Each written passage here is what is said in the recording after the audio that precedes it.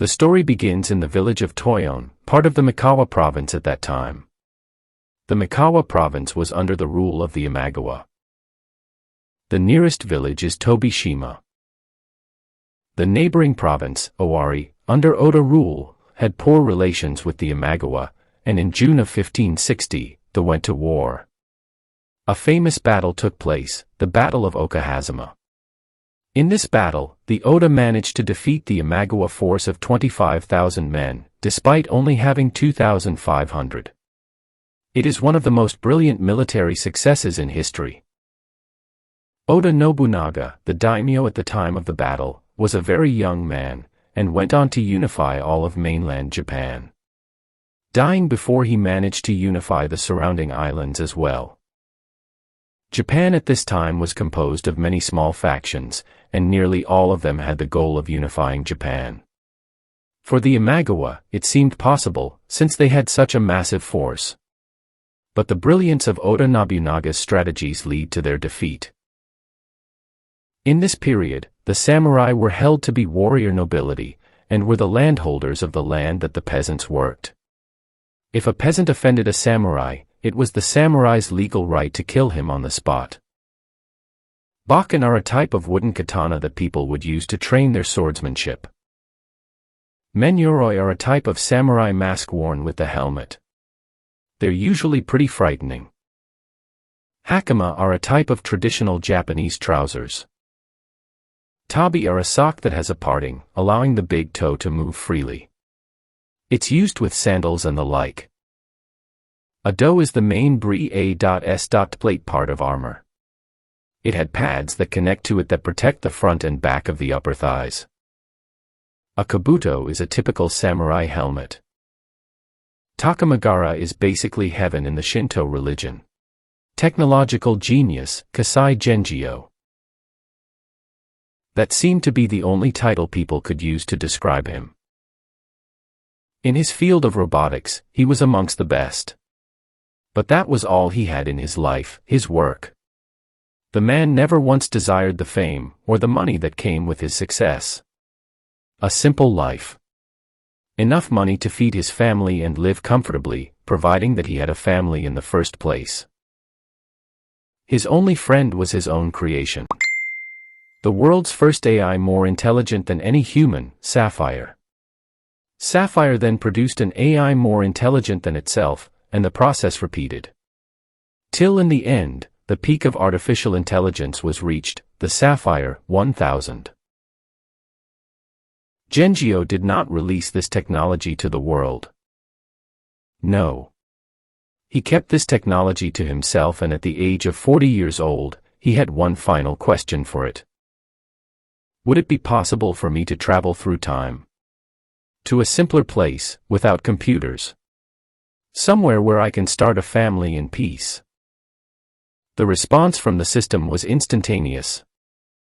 Request confirmed. Beginning transition. Gengyo was startled. He had not expected it to begin right away, he merely wanted to confirm the possibility. SAPPHIRE 1000. Wait. There are too many neg dash. But his voice was cut off as the room around him started to dissolve, replaced by an infinite blackness. It was May in the province of Mikawa, and the rice fields were being plowed and leveled ready for this year's seedlings. All the peasants above a certain age were helping out in the fields. Oi! Yoritamo, don't you think it's unfair that people get away with doing less work than us? Yeah, the old women and stuff, and Miura over there. Look at him, Yoritamo. He's even got the nerve to take a break when he barely does any work. Huh. You're right, FUCK. That's annoying. Yo, Aritada, you want to mess with him a bit. Aritada took a quick glance around the field to see if anyone was looking. No one would stick up for Miura, but still, it would better to do it without anyone noticing. Everyone else was still hoeing away, eyes on their task. The sun was high and the day was scolding. The bamboo hats helped to take the worst of the heat away from the head. Chuckling, Aratada's eyes narrowed as he picked up a stone and took aim. Gengyo received a sudden blow to the temple, startling him out of his thoughts. He felt the wound on his head with his fingers, as they returned sticky with blood. So it's real then. This blood is my own. These young, calloused hands are also mine. He glanced toward the two teens who were jeering at him, celebrating a successful strike. Yoritama was hunched over howling with laughter. Ha ha ha ha, what a throw. The look on his stupid face. Whilst Aratada had a pleased expression on his face. That'll teach him to slack off. Gengyo could hear every word of their conversation, and it did not take him long to piece the events together in his head. So, this is a different body. Interesting. I had wondered how my body might be able to deal with the stresses of time travel, but it seemed that was the wrong line of thought. The problem of time travel had been broached by many scientists, and the most reputable concluded it impossible. Einstein supposed that one would have traveled faster than the speed of light, which is impossible for anybody with mass. Indeed, he was right. But who needs the body in order to time travel? Sentience is weightless. But of course, such a conclusion was not the hard-earned result of a human mind. It was born of the quick calculation ability of the SAPPHIRE 1000 AI system. Judging by the dress, those worn, ragged kimonos that are much too short, and those simple sandals on their feet. And the tools they're using. It seems I'm somewhere in the Edo period. Perhaps even earlier. What a freak. That way he's looking at us, man. Does he want another stone his way? I appear to be the source of quite a bit of aminosity. Was the previous host of this body a weakling? Perhaps. For now, I should keep my head down. Wisely choosing to ignore the antagonism of the teens for now, Gengyo wielded his hoe with an enthusiastic vigor. Wow, look at him go. Perhaps we should throw more stones at him in future. At this rate he's going to be doing double the work. Yoritama nodded in agreement, whilst leaning on his hoe and with a satisfied smile on his face. Well, guess we can rest a bit. We deserve it, right? Too right. We shouldn't even be here, man. We're soldiers. Look at these arms.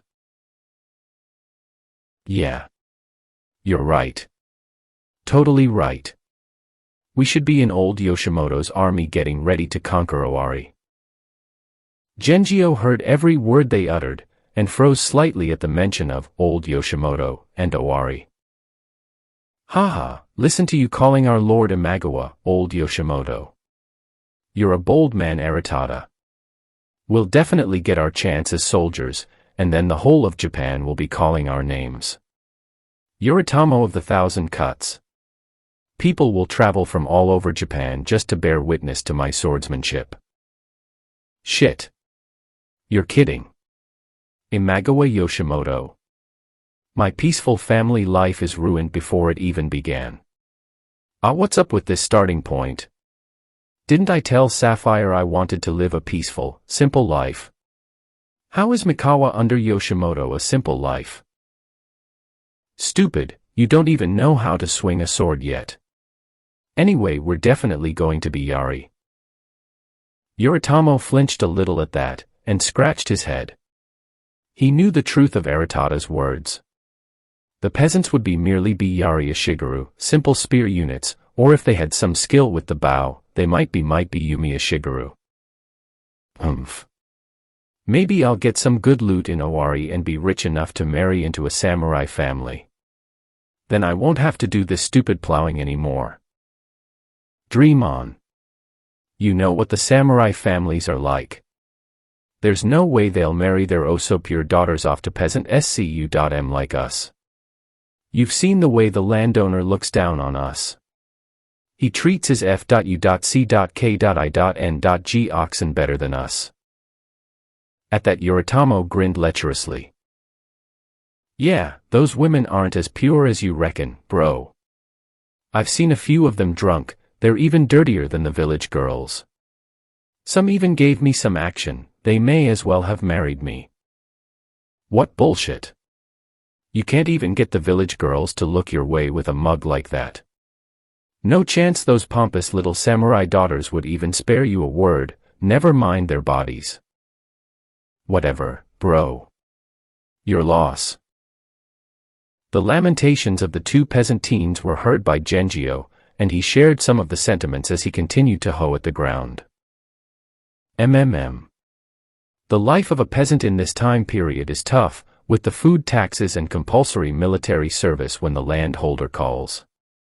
In order to live as long as possible, and watch my kids grow up, I'd have to. Gengyo froze his digging on that line of thought, and quickly admonished the plan he was about to propose. No. I can't spend this life dedicating myself to work just for the sake of money. It'll be better if I just enjoy what I can with my lot. That will surely be the most fulfilling way to live. Unfortunately, Gengyo's small pause was noticed, and another stone came his way. This one missed, but only by a fraction. Gengyo looked toward the two teens, only to have Yoritamo shout at him a second later. Back to work, shrimp. Yeah, you little bastard, it's time you start doing the same amount as the rest of us. Gengyo studied them with his 40-year-old gaze. They were rather ordinary looking. Not that big, or that muscular, but still the previous host seemed to be completely at their mercy. His thoughts contained a certain bitterness toward the previous host. How weak do you have to be to get pushed around by these two? But still, he resumed his hoeing without a hint of resentment. It was better not to cause a scene, at least not here. They were average, simple-minded teens, but because of their bullying, they would have to be dealt with sometime soon. No woman is going to look my way if I'm being suppressed by the likes of them. Gengyo was not unattractive in his previous life, nor was he entirely socially incompetent. It was mere lack of experience caused by over-devotion to his craft that was ended up being his weakness. At the very least, he could confidently look in the eyes of these two pathetic children without fear and without flinching. It was not because of some false arrogance, or a lifetime spent receiving the approval of others. It was simply because he knew their experience to be inferior. No 40-year-old was going to be pushed around by some snot-nosed brats. Man. He's pretty obedient, eh? Makes me want to be a samurai even more, having people like that under me. Aritada looked toward him irritated. Can you stop with that shit? It's depressing, man. We can only hope to do well as soldiers. Being a samurai is impossible for us. Gengyo continued to diligently hoe away. He was unused to the mental strain that physical labor brought, and he was beginning to tire. There's got to be a better way of doing this. Of course, plowing could be done using oxen or horses, but Gengyo did not have any of those luxuries available to him. What he was looking for was a difference in technique. Like this. He adjusted his arms slightly, allowing the weight of the tool to do the work for him. Much easier. After reducing the strain on his muscles, he continued to think about his current circuitant stance. I don't know anything about the previous guy's life, or family, or anything. It should be my priority to gather as much information as possible. Unfortunately, as the time travel was done as a transfer of sentience, only the ACCU.MULAD experiences and memories of that belonged to him were kept. His current situation was rather complicated for someone who sought a simple life, given the circumstances of the province in which he was inhabiting, and the social class he now belonged. And so, he pondered upon the task ahead. Given that the land is being prepared, the month should be May. The Battle of Okahazama will at most be in a month. Imagawa is going to start calling his men before then, so I need to immediately begin training the bow and get into a Yumi unit to avoid being on the front line. That way my survival rate will be much higher. Since that battle was a complete slaughter for the Imagawa, I'm going to have to find a way of changing history a little. A few hours passed, and an elderly peasant overseeing production on behalf of the landowner announced the end of the day. Oi! Day's over, folks. Go home and get some dinner. At this, Gengyo panicked slightly. He had no idea where his home was, nor who his family members were. He looked around the rice fields wildly for any sign of a family member. Sleeping outside on my first night here is going to suck. I wonder if this kid even had any family. Maybe I'm an orphan now. With the panic still running riot through his mind, he began to follow the crowd of people already leaving the field. That was, until a hand found its way to his shoulder, and the voice of a young woman filled his ear. Sniff Tadakata-chan, you were really going to go home without me? Gengyo turned around as the scent of a woman filled his nostrils. His gaze was curious and calculating. A pretty young woman stood before him. She was blessed with big eyes that hid a certain mischievousness and innocence. Her long black hair was held in a bun under her straw hat, and her full lips and small nose were well proportioned. A family member, perhaps. Hey, how could you look at your sweet little sister with those mistrustful eyes? What have I ever done but look out for my Ni-chan? There was an innocent smile on her lips.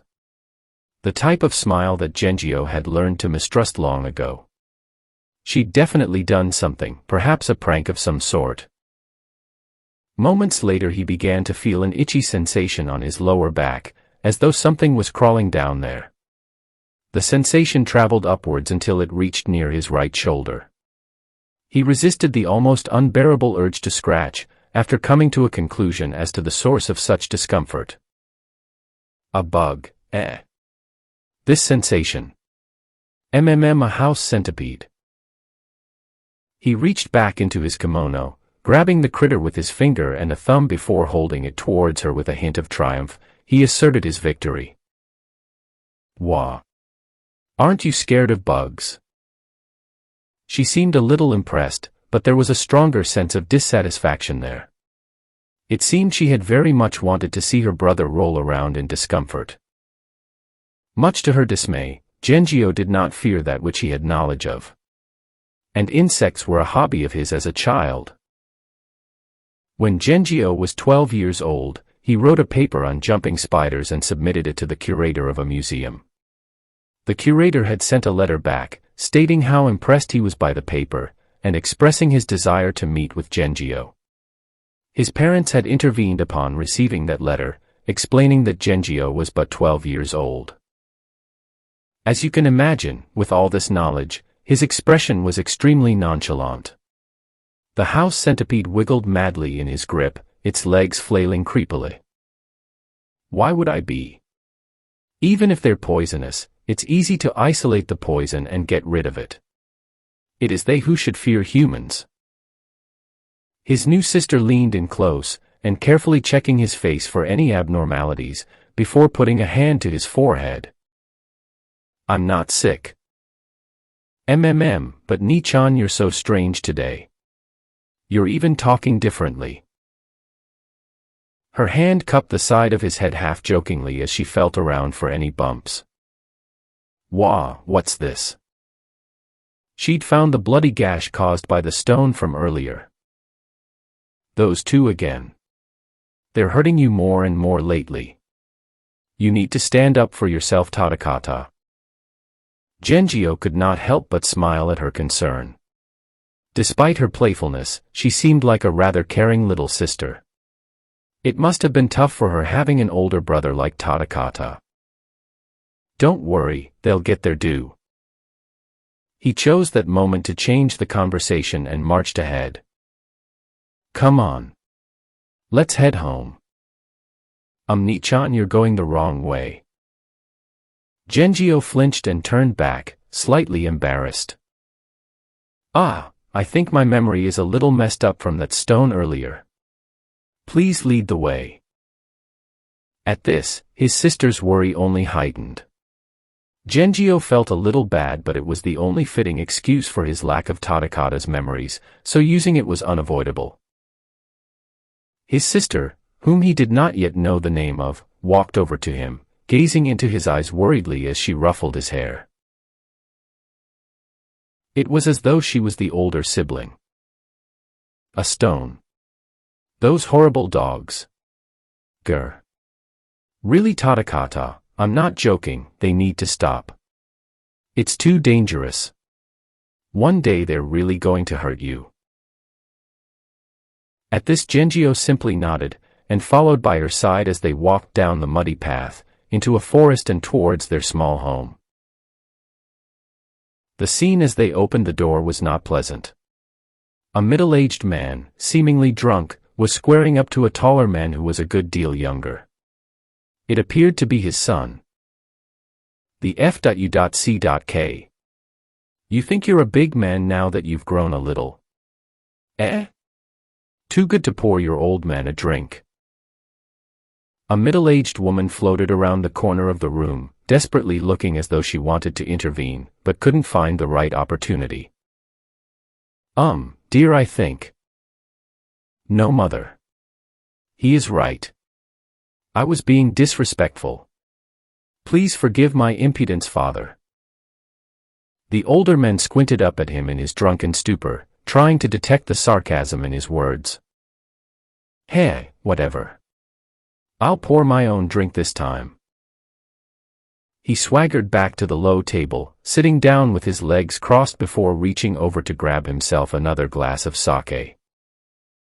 Masatsu retreated through a sliding door that led outside. A short time later the sound of an axe splitting wood could be heard.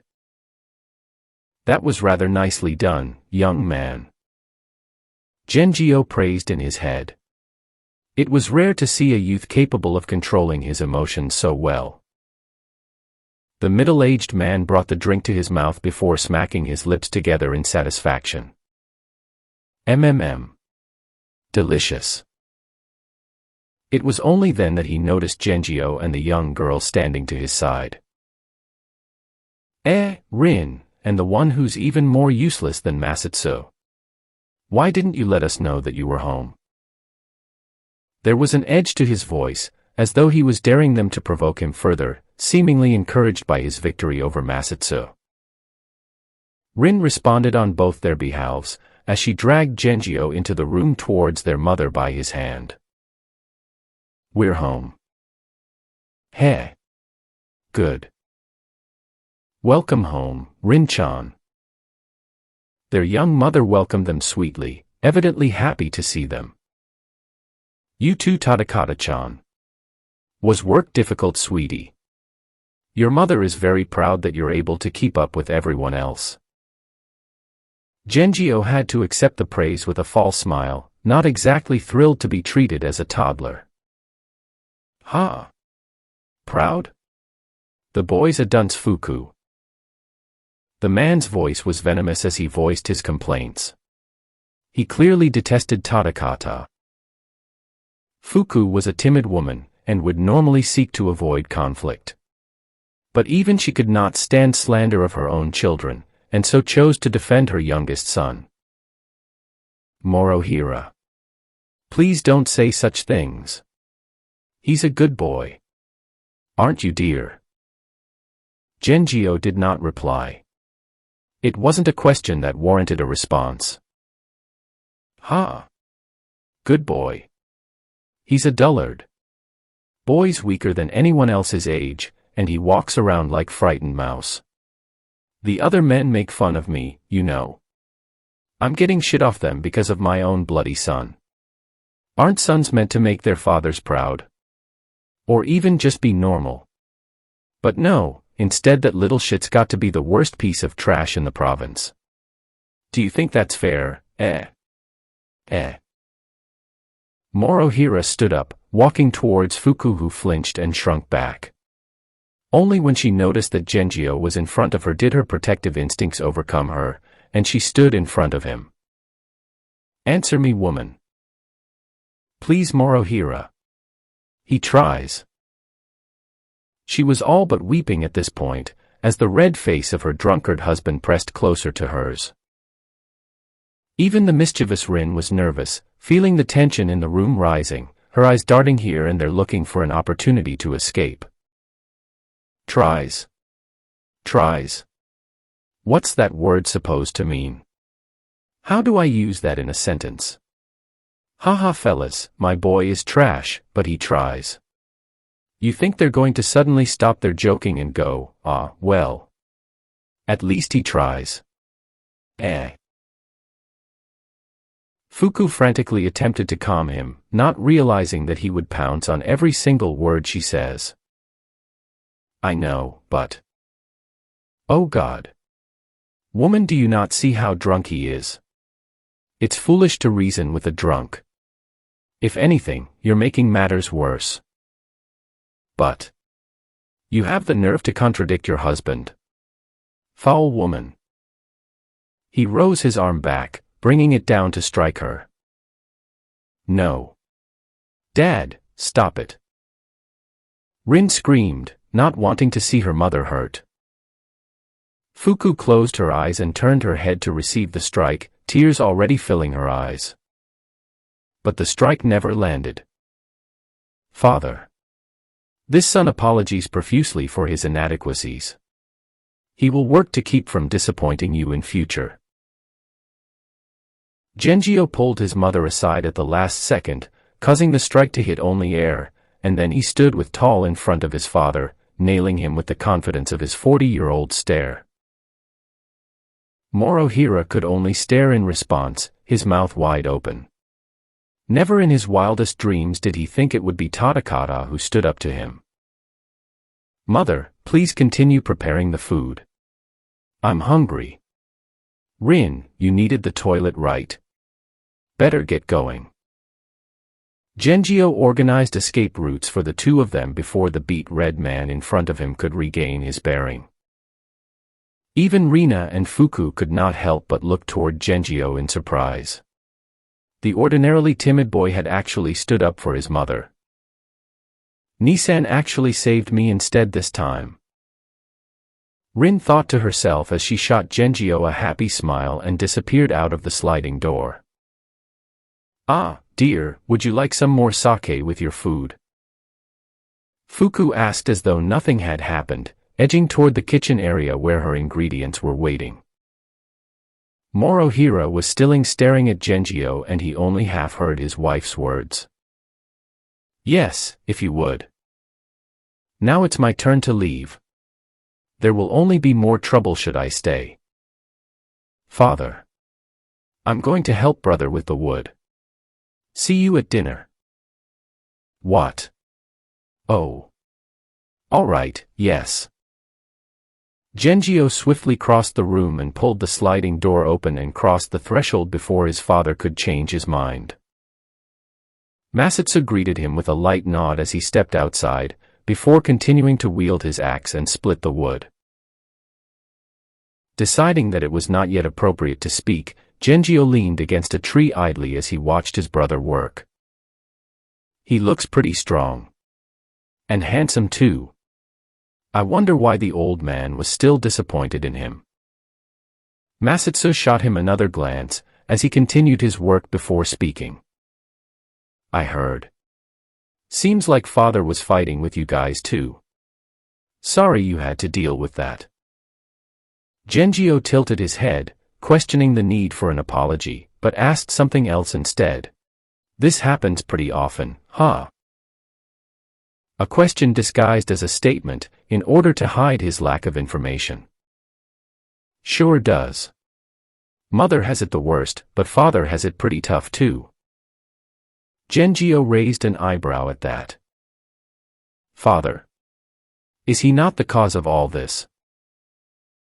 Masatsu shook his head, wiping the sweat from his brow with the sleeve of his kimono. "Nah, you shouldn't think too badly of him. The old man's got it tough. We're struggling for money, as you know, and he's getting pressures and stresses from all kinds of places. If the sake helps him get through, even if it means we have to suffer a bit, we just need to put up with it, buddy. Who? He's a mature kid. Probably better than that wife-beater deserves. But still, he has a point. It'd be better if we could tame this father of mine, rather than get rid of him.